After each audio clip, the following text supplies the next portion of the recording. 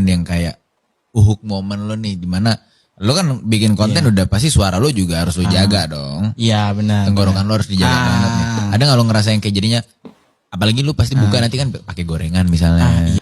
Kalau uhuk ya pasti ada, apalagi sih di bulan Ramadan ini. Banyak banget gorengan yang bikin menggoda, pengen makan. Buat gua cara ngatasin uhuk tuh makan permen strepsil. Karena kalau abis makan permen strepsil tuh rasanya bener-bener beda banget tenggorokan. Lebih plong, apalagi yang cool, lebih enak parah. Udah gitu ada sensasi dinginnya. Pokoknya no skip deh sama permen strepsil.